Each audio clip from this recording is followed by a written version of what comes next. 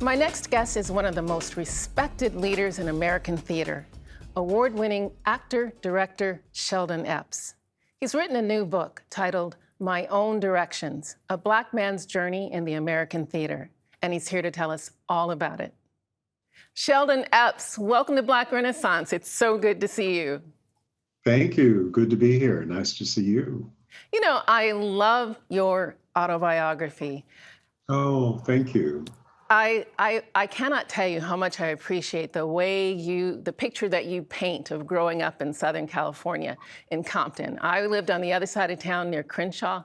These were Black neighborhoods. They were just nurturing environments. These communities, for all that's said about them, had a great sense of taking care of each other, nurturing each other, sustaining each other. So you and I are very much the products of coming out of that kind of rich community.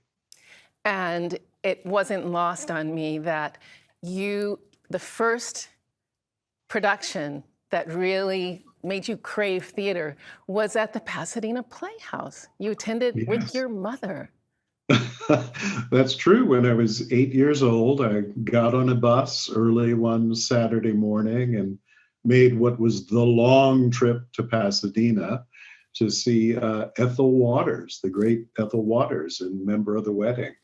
That's just amazing. That really is. But your journey, you wound up leaving the safe enclave of your neighborhood and going all the way to the East Coast. That's when you really understood that you wanted to do theater, you wanted to act.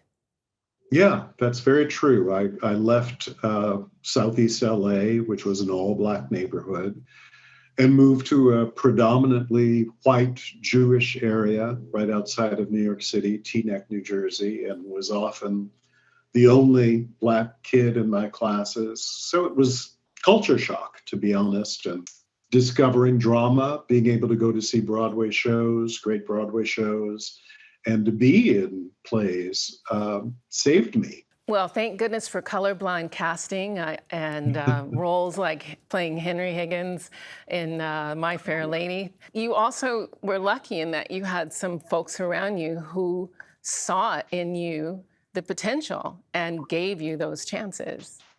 Yeah, I was very lucky because this was long before the phrase colorblind casting had ever even come into the lexicon. I showed some ability, I guess, or at least some chutzpah and some ambition, and they let me knock down some of those doors, even at a very early age, which was pretty great. Well, your resume, even before you got to Pasadena Playhouse, was very impressive. And it tickles me that when you took the reins of this storied theater or company, that they just assumed you were going to turn it into the Chitlin circuit, you know? Right. Yeah, everybody, either the Chitlin Circuit or some people said Negro Ensemble Company West, and as much respect as I had for Black artists and Black writers and directors like me, that was never my intention. And also, I was smart enough to know that that was not going to be a good move. So I wanted it to be a very broad-based, diverse theater with fare for everybody and for all of the communities in Los Angeles. Well, do a little name dropping. I know you did August Wilson's Fences with Larry Fishburne. Give me a few others. Lawrence Fishburne. Lawrence, Never oh, let excuse me. Lawrence Fishburne. Sorry, Lawrence. Yes, with Angela Bassett and Wendell Pierce, who's on Broadway right now, was also in that production. But I also had great opportunity to do a play with Felicia Rashad and Diane Carroll in the same company, which was pretty amazing. And Robin Givens and Leslie Uggams and Della Reese, Eartha Kitt, Oh some my real gosh. legends, Oh some my real gosh. icons. I've been so blessed and so lucky to work with wonderful, wonderful people like that.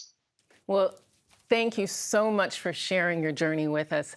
I really appreciate you stopping by Black Renaissance to talk to us about it. Sheldon Thank Epps, you. thank you so much for coming. Thank you for having me.